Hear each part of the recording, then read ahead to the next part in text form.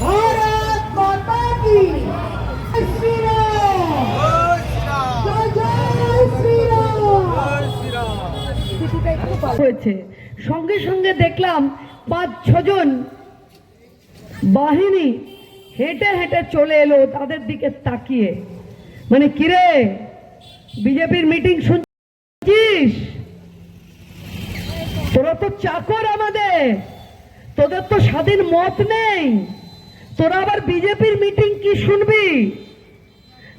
তৃণমূল করবি, তৃণমূলের পতাকা কাঁধে নিবি, দিনের শেষে রুটির টুকরো ছুঁড়ে দেব, চুপচাপ ঘরে চলে যাবি।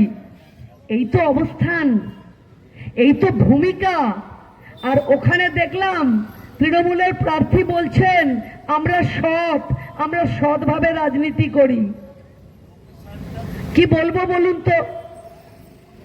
মানুষের কাছে বলবার দরকার পড়বে যে মানুষ কেন তৃণমূলকে ভোট দেবে না?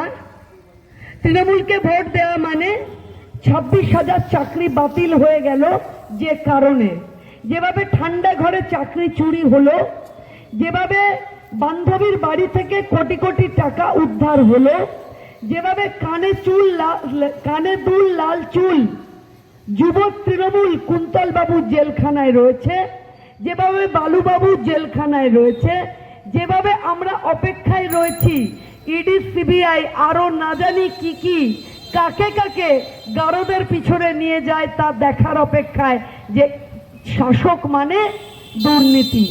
গোটা ভারতবর্ষ ছেড়ে দিন, এখন পৃথিবী জেনে গেছে যে পশ্চিমবঙ্গে এমন এক সরকার চলে যে সরকারে সরকারি হাসপাতালে সরকারি ডাক্তার তার উপরে মর্মান্তিক অত্যাচার করে খুন করা হয়।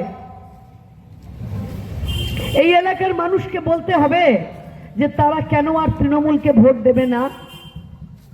8,000 স্কুল বাতিল হয়ে গেছে আমার রাজ্য পশ্চিমবঙ্গে। আমার রাজ্য পশ্চিমবঙ্গে এই মুহূর্তে 6,888টি সংস্থা তারা পশ্চিমবঙ্গ ছেড়ে চলে গেছে। পশ্চিমবঙ্গে কাজ ব্যবসা করা যাবে না, কারণ পশ্চিমবঙ্গে ব্যবসা করতে গেলে এত তোলা দিতে হবে যে ব্যবসা করা যাবে না। ফলে পশ্চিমবঙ্গের ছেলেদেরকে মাননীয় নিদান দিয়েছেন, বউকে বলুন মাকে বলুন ঘুগনি মুড়ি বানিয়ে দিতে রাস্তায় বসে যায়। ওনার ভাইপো ভাইয়েরা কোটি কোটি টাকা রোজগার করবে, আর আমাদের বাড়ির আপনার বাড়ির ছেলে সে তৃণমূল করুক, সিপিএম করুক, বিজেপি করুক, কোনো রাজনীতি না করুক, তাকে ঘুগনি মুড়ি নিয়ে রাস্তায় বসতে হবে মাননীয়